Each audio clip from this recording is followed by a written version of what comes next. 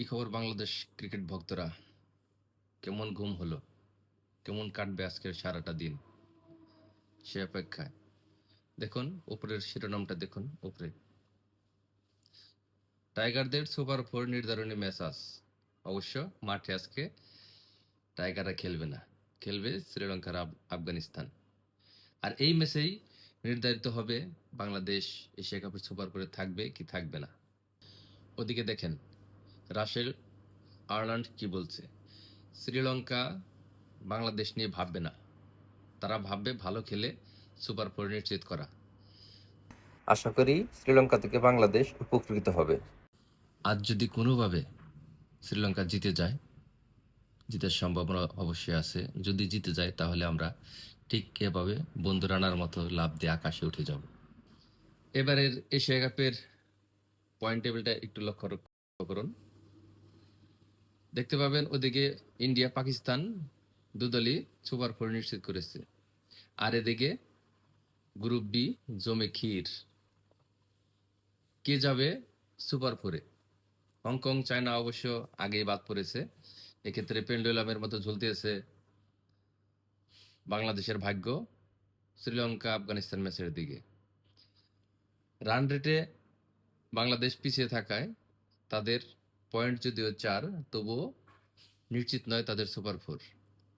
যদি কোনো কারণে আফগানিস্তান ম্যাচটা হেরে যায় তাহলে বাংলাদেশের সুপার 4 নিশ্চিত। কারণ এখানে শ্রীলঙ্কার পয়েন্ট 4, 2 ম্যাচ খেলে, বাংলাদেশের 3 ম্যাচ খেলে পয়েন্ট 4, আফগানিস্তান 2 ম্যাচ খেলে পয়েন্ট 2।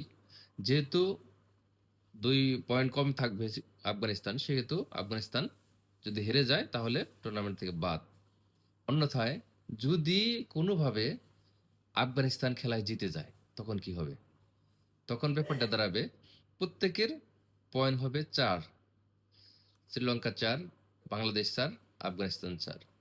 সেক্ষেত্রে হবে রান রেট বিবেচনা হবে। রান রেট বিবেচনা হলে সেক্ষেত্রে যেহেতু আফগানিস্তান রান রেট ভালো, রান রেট নিশ্চিত, আফগানিস্তান নিশ্চিতভাবে সুপার 4 কোয়ালিফাই করবে।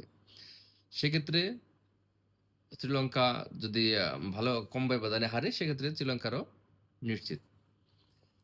শ্রীলঙ্কা যদি হেরে যায় তবুও বাংলাদেশ সুপার 4-এ যাওয়ার সম্ভাবনা আছে। সেক্ষেত্রে কি করতে হবে আপনারা একটু উপরে লক্ষ্য করুন। এটা একটু পড়ে দেখুন।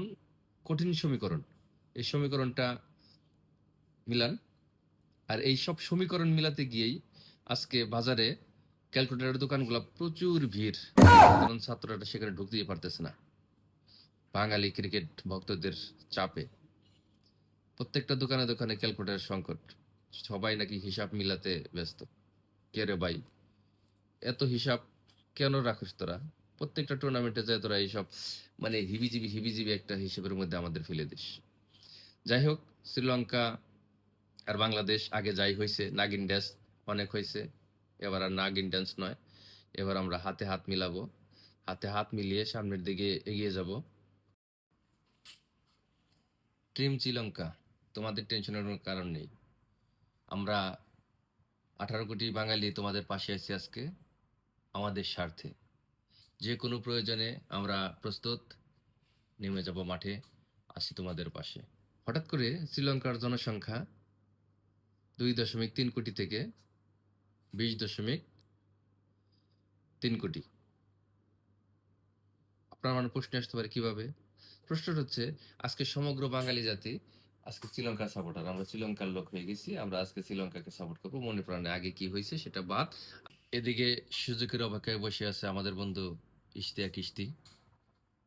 যে কোনো টিমে যে কোনো টিমে নামার জন্য সে প্রস্তুত।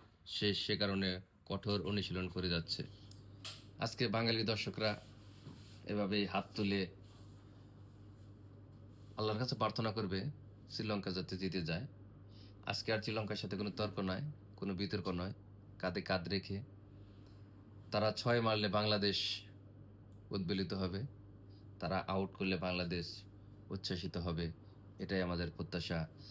জিতে যাক শ্রীলঙ্কা, হেরে যাক আফগানিস্তান, বাংলাদেশ সুপার 4 কোয়ালিফাই করুক, এটাই আমাদের প্রত্যাশা।